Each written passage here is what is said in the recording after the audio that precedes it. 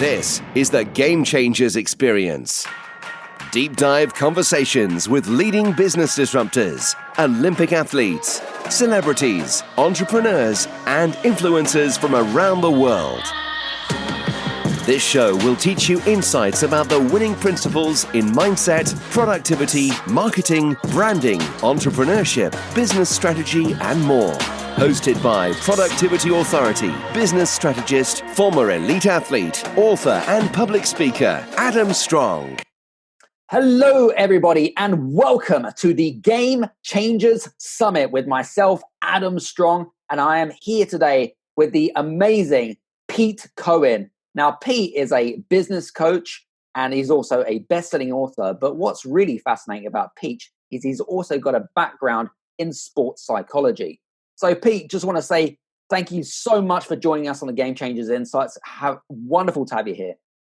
Well, thank you, Adam. I think your enthusiasm, I don't meet too many people that have the infectious enthusiasm that you have. I think I might have actually met my match. So I'm looking forward to having this conversation, and I really appreciate the opportunity because, you know, you're a lot like me in terms of you're just interested in impact and serving people. And that's what I'm all about. You know, I just really want to liberate people to go from a life of chance to an extraordinary life, you know, by designing that life. So yeah, thank you for the opportunity. Awesome. You're very welcome. So listen, Pete, I just want to kind of, for the benefit of some of our listeners, because we have listeners from all over the world, all over the globe, could you just give us a little bit of a snapshot about how you got to where you are? Because I know that you do a lot of speaking, you do a lot of coaching and stuff like that, but could you just give us a little bit of a snapshot about your journey? Yeah, of course. So I suppose everyone's got a story, right? So my story is I left school with one O-level. I was the last of the O-levels, 1986. Really didn't like school. Loved sport. Kind of bluffed my way into a college and studied, and then feel like I bluffed my way into university where I did a sports science degree. Became a personal trainer. Became an aerobics instructor. I loved getting up in front of people and getting people to move. I've always loved movement. I've always loved energy. But it didn't take very long from working in the health and fitness industry to realize that, wow, people have got some serious issues around the way that they think. And I've probably just had just as serious issues as anybody else. But I thought the answer was, you know, help other people. And maybe that would help me think differently about how I felt. So looking for approval, looking for appreciation. But the more I studied psychology, the more I started to realize, wow, there were ways to help people change the way they think. So then I started working with a few sports people. I met a West Indian cricketer at a cricket festival. I worked with him, which then led to me working with other athletes and then working with sports teams. And then it just became really interested about, again, it sounds cheesy, but possibility. You know, what can actually people do if they stop doing? I think that was probably one of the main things I learned. It was more a question of what people had to stop doing in order for them to reach their potential. So, you know, I've done some great things, but to me, it doesn't really seem like that much of a big deal. It's just doing what I've loved to do. So yeah, written books. I had a career on TV for 12 years. I was on GMTV like maybe twice or three times a week. For the benefit of the people that don't know what GMTV is, in the UK, it's like Good Morning TV or Good Morning America, like it would be in North America. And I'm sure there's an Asian version as well. So apologies. Yeah. Yeah, no, you know, that kind of, you know, these TV shows that often pay a little bit of lip service to improving your life. And I think deep down, everyone wants to improve. Everyone wants to grow, but everyone needs help, you know, and I know that, again, that's what you're all about. Human beings don't do very well on their own. You know, we can survive, but that whole thriving mentality, that comes about from who you're around, what you're doing, what you're learning, where you're going, ultimately. So yeah, I'm as fired up about what I do as I was, you know, all those years ago.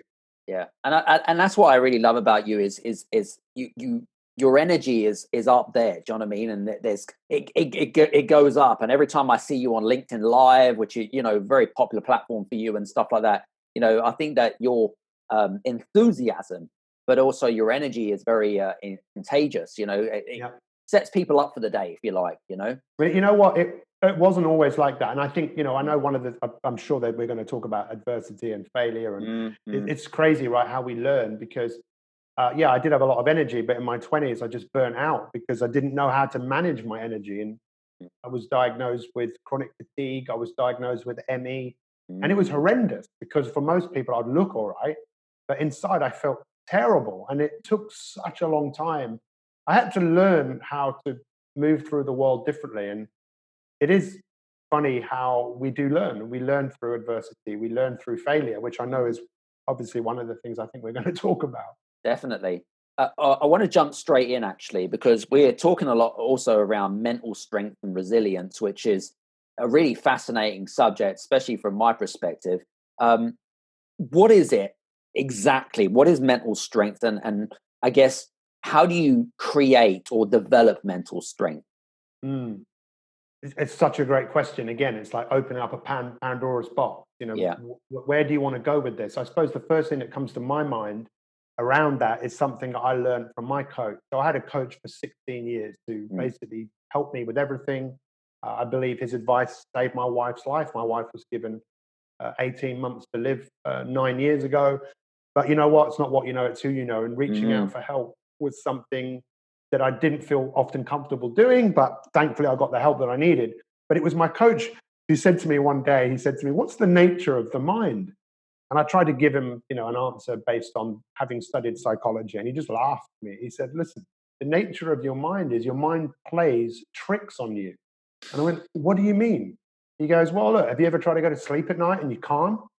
Have you ever been walking down the street and you think someone's following you? Have you ever thought about what someone is doing when they're not here and thinking about what they're getting up to? Have you ever thought like that?" I went, "Yeah." And he goes, "That's what the mind does."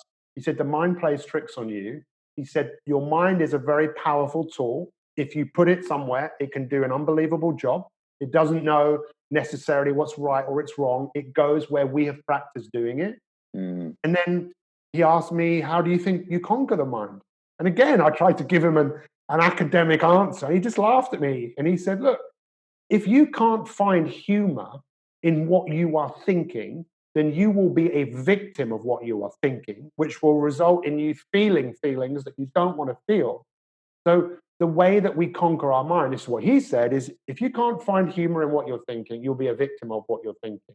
And that was a big wake-up call for me because, you know, Adam, you know what's going on in the world right now. I mean, it's crazy. But how many people have sent you a funny video on WhatsApp? How many? Loads. Yeah, loads. Why? Why is that happening? Because people know that if they can make you laugh, it kind of liberates you from the craziness that is going on. So Absolutely. it's a simple thing, right? It's such a simple thing to do. It's such a simple thing not to do. If you can find a bit of humor and realize that the joke is on you. And I mean, again, we could talk about this for such a long time. So I suppose mental strength for me is your ability to not take yourself too seriously, to realize that you are more than your thoughts. You can change your thoughts. And I think also for me, you talk about mental strength. I suppose it's that ability to recognize that there's always a space between the thought and the feeling. It doesn't feel like there is a lot of the time, but it's what you do with that space. And that's where mindfulness and meditation. I mean, you think about that as a tool that's been around for 2,500 years. Why? Because people recognized back then that people needed to do that. And then is nothing like today. Today, we need that more than ever, right? Again, I know that's, all about that, right? The ability just to back off and observe what's going on and realize, hang on, I could actually choose how I think and feel. So, yeah.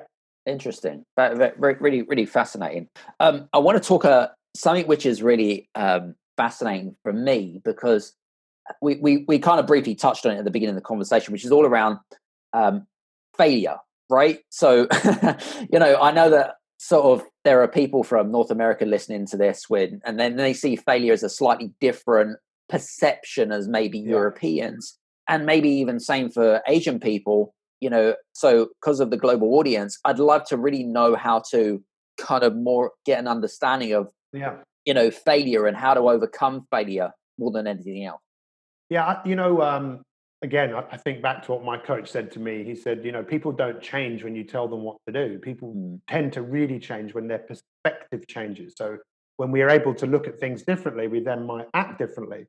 And it was only just yesterday I was actually listening to someone talk about failure, and I thought, wow, that is such a powerful way of explaining it.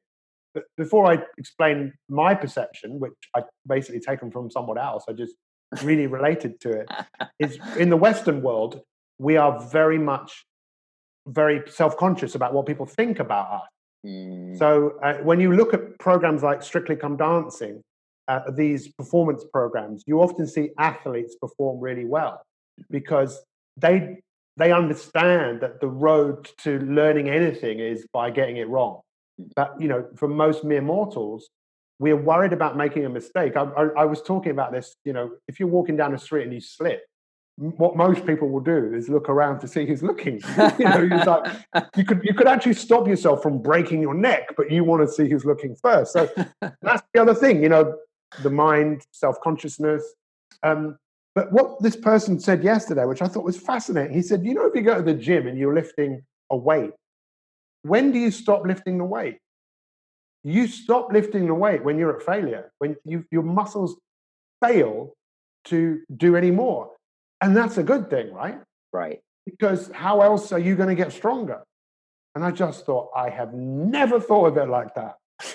So I want to share that now with you, and other people might think of the same thing. It's like, if we don't embrace what goes wrong, how the hell are we ever going to learn? Again, just using the current world situation now. Yesterday, people were talking about how in the UK, for example, we could have made some different choices. I'm sure we could have made some different choices. We live in a very reactive world. Yeah.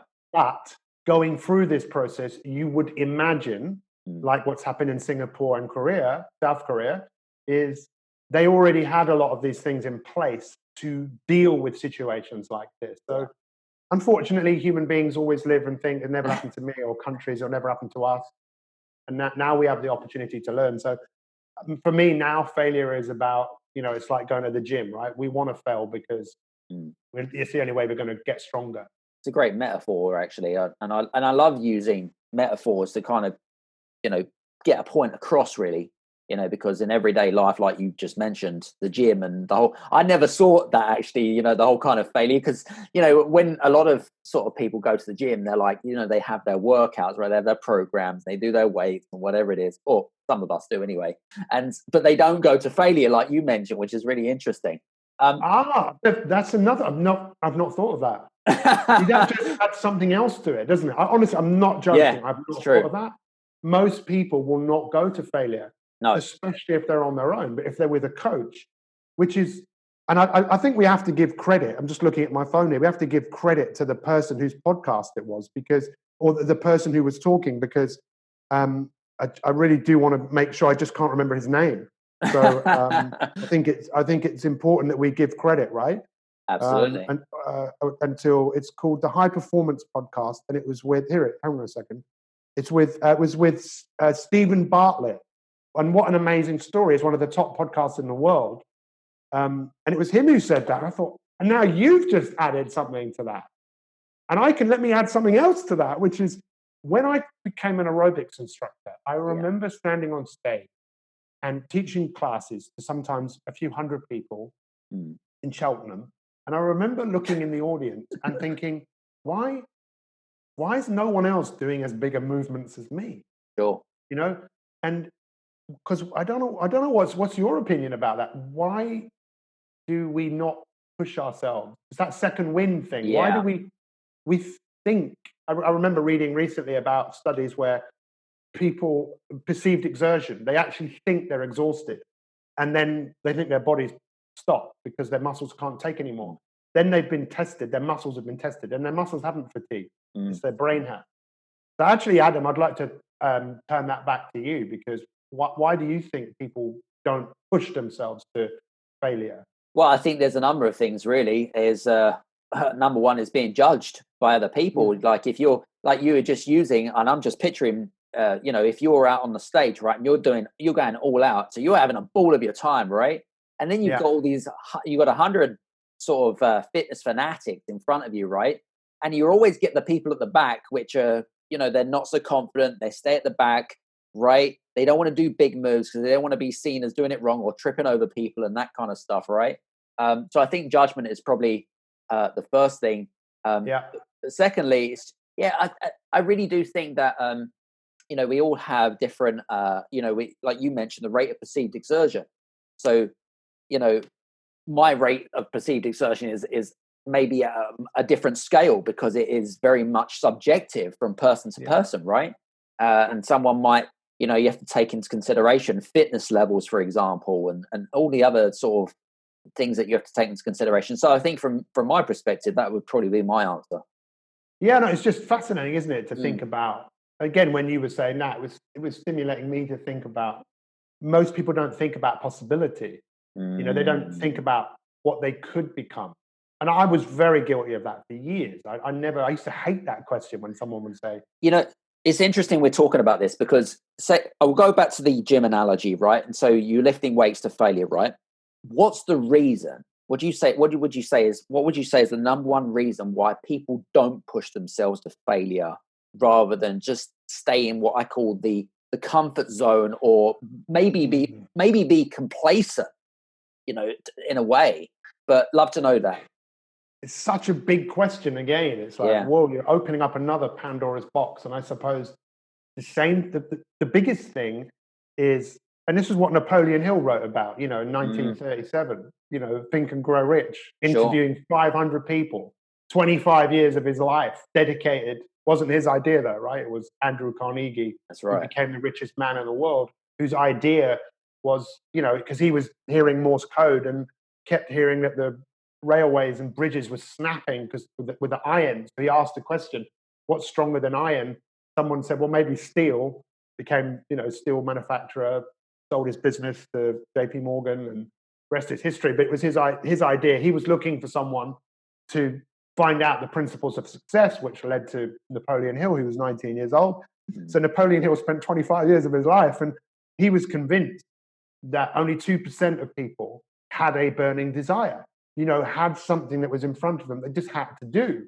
And I think that's why athletes often perform well, the exceptional ones, because there's something in front of them they can't stop themselves from doing. So I think that probably is one of, if not the main reason, having something in front of you that you can see, that you must, and you identify with that. You identify with it so clearly that how you feel has nothing to do with it. Because most of us live our life based on, if we don't feel like it, we're not going to do it. But if you identify with something, how you feel doesn't make any difference. And everyone has that ability, Adam, everyone has that ability. It just takes a burning building or a virus or something to happen for people to act without feeling. So that's something. And then I suppose the other area is you're going to need some help. If you want to achieve something, find people like you, like me, other people who have had the experience of helping someone move forward. And then also an environment of other people who are doing it as well, There's no rocket science here, is there? I mean, it's all common sense, but that adage of it's just not common practice. So Napoleon Hill said 2% of people. I mean, what do you think? Do you think it's only 2% of people that have got that burning vision? I guess it's hard to really make a judgment call, really. But it's interesting you were talking about common sense. So as Dr. Nido Cobain would say from High Point University, is that common sense isn't so common these days. Yeah, and why is that? I think it's because we've brought into a world where, I honestly think that we've got such amazing opportunities like never before to do stuff like this. I mean, this is amazing, right? We're talking in this way. People are going to listen to it. What a hoot, right? What a laugh. We couldn't do that 20, 30 years ago. Definitely so many things that we can do, but there's never been more distraction. There's never been, I mean, this, I don't know whether you've ever heard of this, but this blew me away. I came across this a few years ago. There is a word for hero in the beginning. It's an ancient Sanskrit word. So over 2,500 years ago, when people first started writing, for hero in the beginning.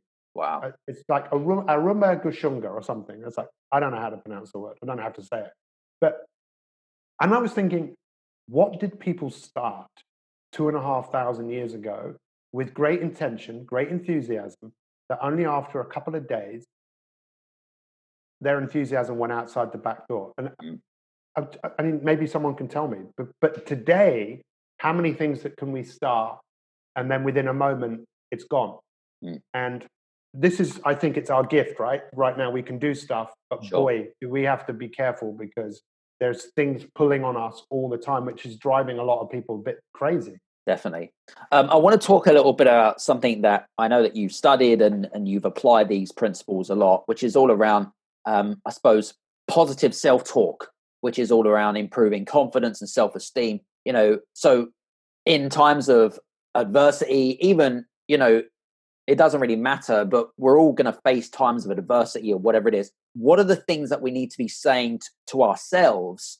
What are words that I need to say? How do I get it across? And where do we need to start to do that? Well, we start with awareness, right? We're definitely going to become aware of what's going on. And it's a pretty scary place, because sometimes when you become aware, you realize there's a lot of repetition here. Aristotle said we are what we repeatedly do. Excellence is not an act. Excellence is a habit, right? And many of us have the habit of talking to ourselves in very predictable ways. And I'd like to explain it like this, if I may, because again, this is something that I learned a few years ago and I didn't know. So I'm very well known for ducks, right? So Dr. Stephen Peter talks about the chimp paradox. For me, it's the duck paradox, the fact that we have this constant nagging of a quacking duck. It actually came from a very famous French football player who played for Manchester United, who got sent off against Crystal Palace. He kicked a supporter, and he got some help from someone who looked a bit like me. And in that conversation, he basically got to the point of saying, "Oh, it was the duck in my head that told me to kick this person." Now, I don't know if he was telling the truth, but we all have something in our head that tells us what to do and what not to do. And it's the bane of our life for many of us. But this is the fascinating thing. You can never stop it. It was only ever there probably to help you make sense of the world and probably stop you from being hurt. And, we live in a world where we had to conform, we had to fit in. And that was unnatural for most of us, whether it was smoking to fit in or to think and say certain words. We just had to try and fit in because we need to fit in to survive, right? But the other side of it, which is, because there's always I reckon there's always at least two sides to everything. If you ask people, do you consider yourself a genius? Most people would say no. And then you'd say, well, what does the word mean? Well, most people would think of, I don't know, who do you think of, Adam, as a genius? Einstein, I guess. Einstein, Mozart, maybe Cristiano Ronaldo, maybe Steve Jobs. But the origin of the word, the etymology of it doesn't mean that.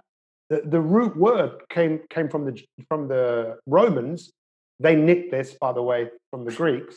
The word genius means the inner spirit of a human being, the guiding voice. They call it the deity inside your head, right? That will tell you what to do and do the right thing.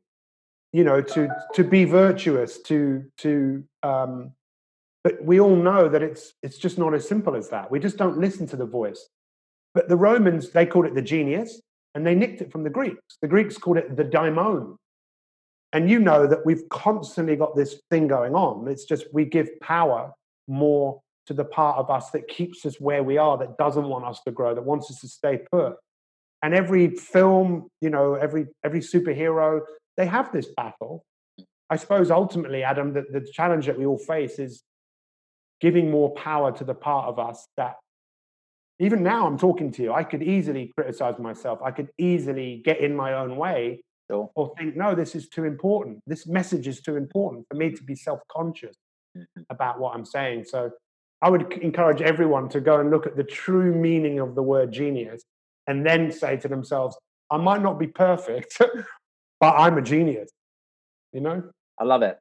So I think I want to ask you this question because I think that there's a few people, it's quite a few of our listeners that's going to relate to this question, right? Which is all around, I've been an entrepreneur for a long, long time since the age of 11, believe it or not. But also, as you know from my background, I used to be a former elite athlete and used to study and train with Olympians.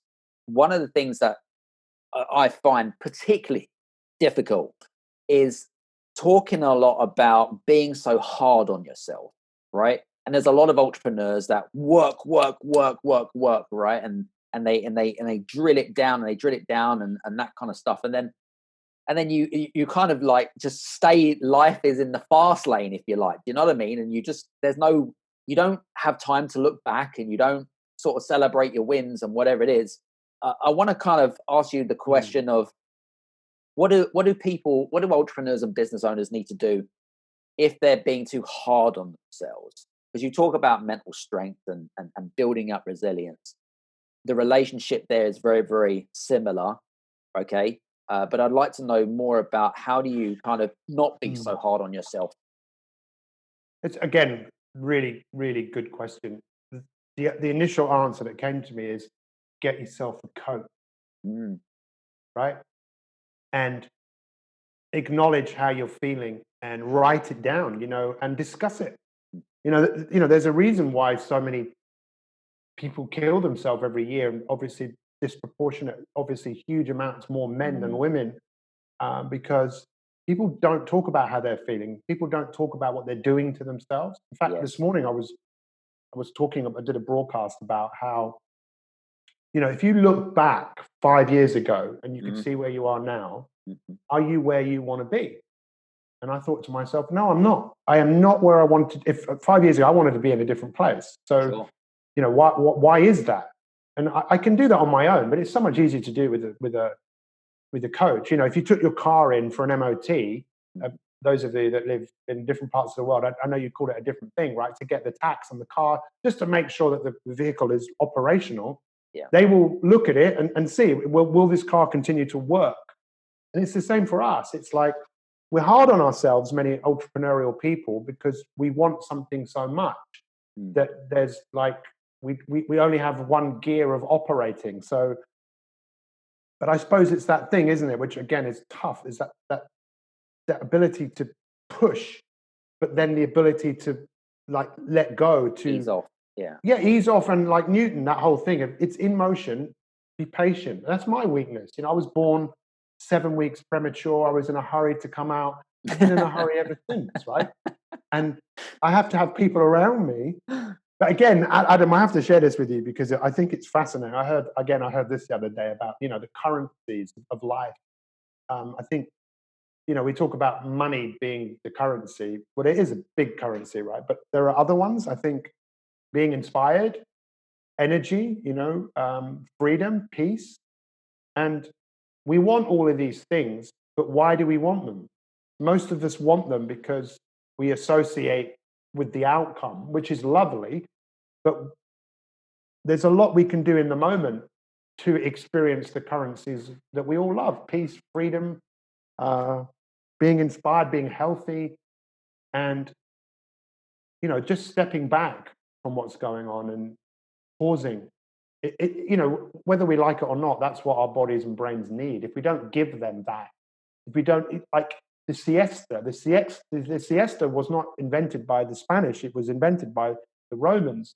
And the Romans basically worked out that, probably nicked it from the Greeks again, from most things, right? What have you got against those Greeks? Yeah, they were so wise. But they thought, we're not going to start relying on the gods for everything. We want to try and work some of this stuff out. So the siesta was, look, when you've been awake for 6 hours, stop, right? Pause, reset. And you see I think with some entrepreneurs have figured that out. I'm not saying it's the 4-hour work week. I mean, that's a great idea, but excuse me,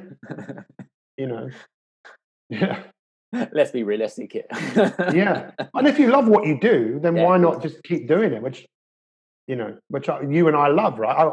I would pay for the privilege of doing what I do, especially for getting up in front of people and speaking. But, we talk about mental strength. That's also about pivoting, right? Because what's happened recently has affected me massively. Half of what I do seems to have just gone. So now I have to pivot. Now I need to be flexible and adaptable to change what I'm doing. That's mental strength as well, right? Wouldn't you agree? Absolutely, definitely. Interesting, because I know that you worked with Olympians, Sally Gunnell, Ronnie O'Sullivan, world champion, snookers. You work with sports teams, Arsenal Football Club, which is my team, by the way. Please don't take it away from me. West Ham, but you work with a diversity of athletes and teams and things like that. What if you? What's the real reasons why they bring you in? And I guess, have you seen any sort of common patterns between us entrepreneurs and business owners and I suppose sports teams?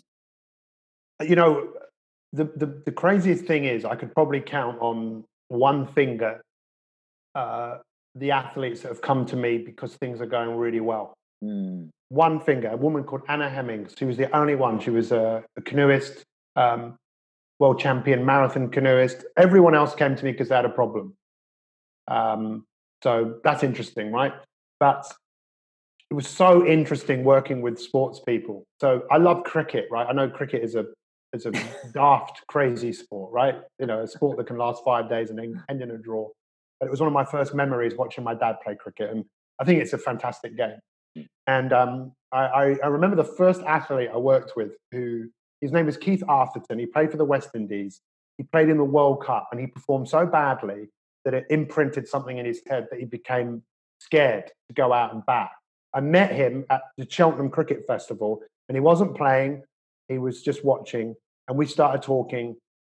And I'd been studying hypnosis at that time. This was a long, long time ago, and the 97, maybe 96, 97. And he asked me if I'd help him. So I hypnotized him. I'm not there and then. He then started playing for High Wycombe. And I met him on the day he was playing in the morning. I hypnotized him. And I got him to imagine he was his favorite cricket player, who was a guy called Viv Richards. And Viv Richards was actually a right-hand batsman, and Keith Arthurton was a left-hand batsman. But he really got into it because sports people tend to be very open to suggestion. Sports people are very good at going into trance because they have to, right? The boxer that wins is the one who's in the deepest trance. So he went so deep into a trance. When he came out, he was like, right, I'm Viv Richards. He went out and batted. He got 175. And at one point, he hit the ball and the ball went behind him. And when the ball goes behind you in cricket, you don't say yes to run. It's the batsman at the other end. And the batsman said, Keith, yes. And he looked at him as if to went, who are you talking to? I'm Viv Richards. Right? And he had convinced himself that he was this person. And that really just blew my mind because I was thinking, wow, if he can do that, what else can people do? So then I worked with people like Ronnie O'Sullivan. I spent 2 years of my life working with him. He's 5 times snooker world champion. His dad was in prison for 18 years, murder.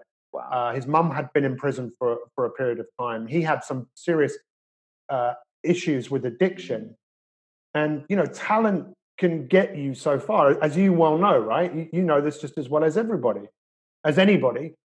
You need a lot more than talent.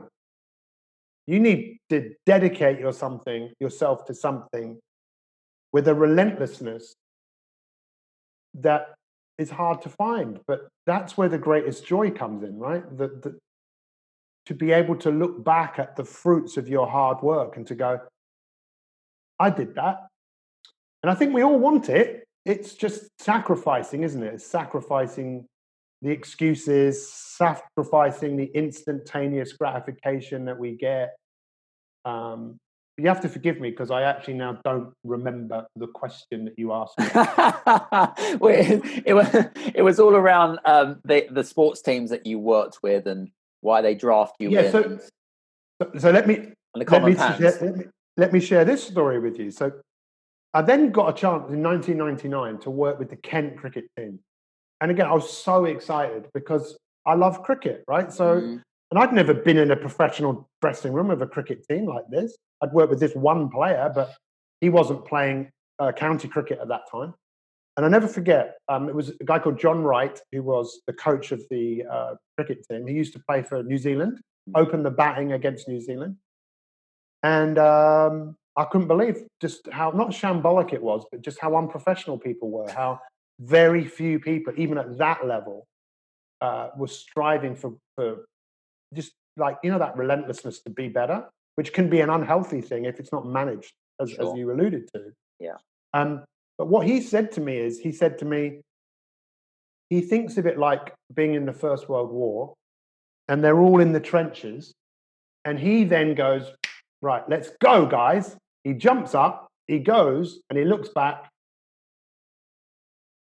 and they're all still there because they were frightened to step up, And that was a real eye-opener to me, because I sometimes think to myself, why would you not do something if you're not prepared to move through fear? There was a culture that existed there of, and actually, if you think about one of the greatest sporting films I've ever seen, I don't know whether you've seen it, it's called Slight Edge. If you haven't seen it, whether you like cricket or not, England were number 7 in the world at cricket. Sure. And the laughing stock. And they got Andy Flower, who was from Zimbabwe, to be the coach. And he set a goal of 2 years to be number 1.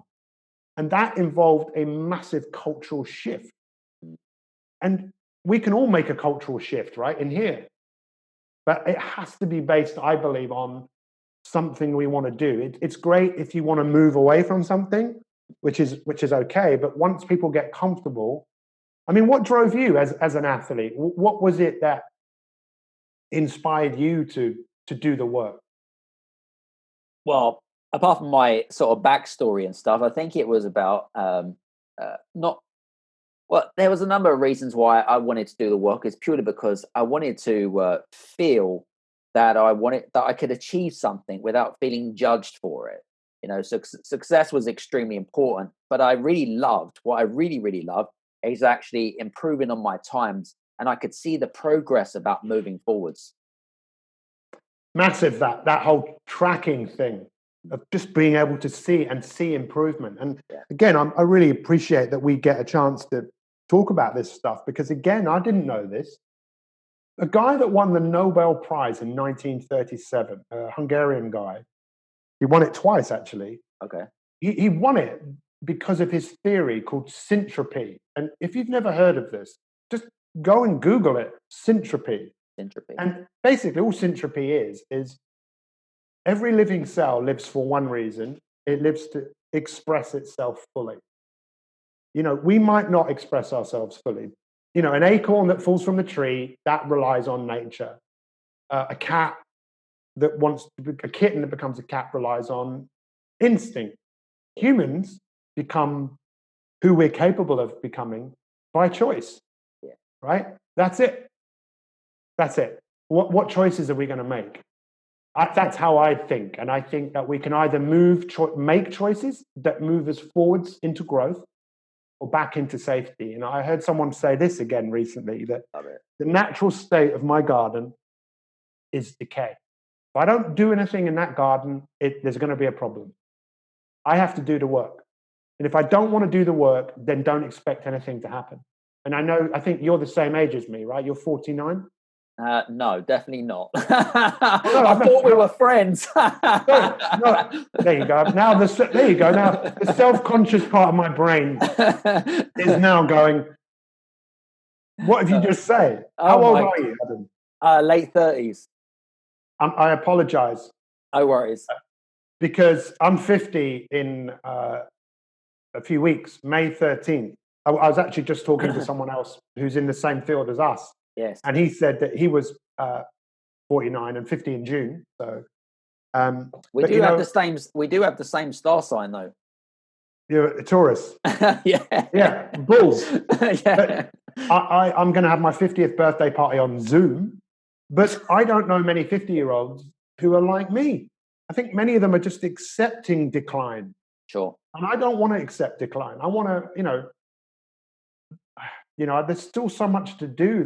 For me, there's still so much to make happen. And especially now, we've been chosen to, or whether we have been chosen, it's up to you, right? We're living in times where I think we've got a wonderful opportunity to make a big difference. Definitely. Don't you think that Absolutely. Now it's time for a massive shift? It depends on when you're listening to this, guys. I think there's opportunity around us all the time, and it's just about allowing yourself, being yourself open to allow opportunity to come in. And it's been fascinating just listening to some of the people like Jack Canfield and JP and stuff like that, and and allowing sort of law of attraction and manifestations and all of that kind of stuff, because this stuff works, guys. It really does work. I'm not kidding you. If Pete says it, if Jack says it, if I say it, it must be true. So please stop trying reinventing the wheel. Right? I actually feel quite emotional, and I can feel myself welling up because, and I'm not going to cry, but basically, when you say that, I just think, for me personally, for half of my life, right? Over half of my life, more, I've invested in just looking for answers. My dad basically always said to me, son, it is not what you know, right? It's not what you know, it's who. Now, I do know a lot of stuff, but I know a lot more people. And my mum always said, look, there's an answer to everything, right? There is an answer. And I wish sometimes I could do the work for people in a way, but then I realize I can't. And there is no better joy in life than doing something that is difficult or challenging, and then being able to look back and say, you know what, I did that. And I don't know about you, Adam, but I personally believe the best is yet to come. I agree. 100%. Definitely. Yeah. What I was going to say is sort of kind of a really interesting question here. And I know that you can have a great answer for me. Business owners and entrepreneurs, by the way, and also sports teams and athletes and things like that. How can business owners and entrepreneurs learn from the same, I guess, psychological winning principles to help them to take their business to the next level? Great question. And it was, when you asked me to do this, I went away and, thought about it for a while. And then I went back and looked at some of the stuff I've written over the years. And I think the main thing was this. We don't have to, but it's a lot easier where you identify with something in the future, right? But most of us only act on feeling. And because we don't feel like doing something, we just won't do it. But real great entrepreneurs, they identify with something in the future. They identify with a business in the future. They identify with themselves in the future. And they think to themselves, how does that version of me, how does that business, how do I act in accordance to that? So we identify with what we want, we act in accordance with that way, and then the feeling follows. So don't wait for a feeling. If you want to feel something, act first, and the feeling will come to you. So what can entrepreneurs and great athletes do? I mean, one of the greatest sporting stories I know is Sally Gunnell. And if you don't know who she is, just Google her, Sally Gunnell, 1992, 1993. 1992, she won a gold medal in Barcelona. 1993, she broke the world record. She met a former athlete called David Hemery, who won gold in 68 in 400-meter hurdles, which was the same event as Sally. And Sally said to him, can you give me any advice? And David Hemery said, do you ever visualize the race? And she went, sometimes, but you know what? Sometimes I visualize it and I don't see myself winning. So I figure, don't do it. And he said, no, if you want to win gold in Barcelona, you need to start thinking about this over and over and over and over and over and over and over again. Identify with the person that you're becoming. And she got really good at this. And if you watch in 93, if there's any legacy from this, go and watch this. When she crossed the line, she had a cold on that day. She wasn't feeling very well. But because she was so into the person that she was becoming, when she crossed the line, she didn't know that she'd won. And she didn't know that she'd broken the world record. And you see the two moments where she worked that out. First, she'd won. She goes, it's me, and jumps up in the air. And then a few moments later, realized that she'd just broken the world record. If you don't, people call it visualizing, but it's much more than visualizing, isn't it? It's an identity. I identify with that. That is who I'm becoming. That is who is that person? What do they think? What do they do? And act as best as you can in accordance with that, because that is what Abraham Maslow talked about. That is self-actualizing. You actualize what you're actually capable of. And then the next stage of that is you transcend it by giving it to others. And I could talk about this stuff for hours, Adam, but I hope that gives you an answer that, that will be of value to people. Definitely. What I was going to say, because I know we're coming towards the end of our interview, and I guess my sort of last question which will be around sort of, can you give us 5 very quick tips about how to improve our mental strength and adversity? I love the way you just put me on the spot there. That's the way I do things. Yeah, and I have to take a moment, right? In fact, in Japan, in some places in the world, if they ask you a question like that, they don't expect you to answer it straight away. They say almost expect you to go away and then come back and think about it. But you're not giving me that. But that's fine. Sorry, Pete. I love it. I like it because it's like putting me on the spot, and I want to be put on the spot. Sure. I want to be challenged. Yeah. So I'm not sure these would be in chronological order, but I'd say definitely one of them is your ability to understand that your thoughts, you're more than your thoughts. So know that a thought comes like, I'm going to be late. And that thought manifests into a feeling, which then tells your brain that you were right to think it. Mm-hmm. And then the feeling gets stronger, and you have to be able to step back from that. Because if you don't, you will always be a victim to your feelings, right? That's the first thing. The second thing is always know that there is a gap between thoughts and feelings. See if you can practice expanding the gap. See if you can almost imagine looking back and looking at the conveyor belt of your thoughts and realize that what we think is based on what we've thought before in the past. That's the second thing. The third thing I'd say is, what could be new thoughts you could think? Even just asking that question, what's a good thought? Like a good thought might be, what could I do today that if I did it, I'd feel better for having done it? Which is a great one to do with exercise, by the way. Definitely. If I exercised, how would I get to feel after it? With that feeling in mind, do it. The fourth one I'd say is, as we mentioned right at the beginning, see if you're able to find a little bit of humor in what you think. Just see if you can see the funny side of the repetition. And I suppose lastly, just know this. There's only one thing that exists in this universe that we live in. Only one thing. And that's possibility. So always be open to possibility of what is possible, what can be done, not what can't be done. That's what great entrepreneurs really think. They always think, oh, what can we do with this? How can we turn this around? And that's what I'm seeing in the world now, more and more people thinking that way. And it takes practice, right? I love it.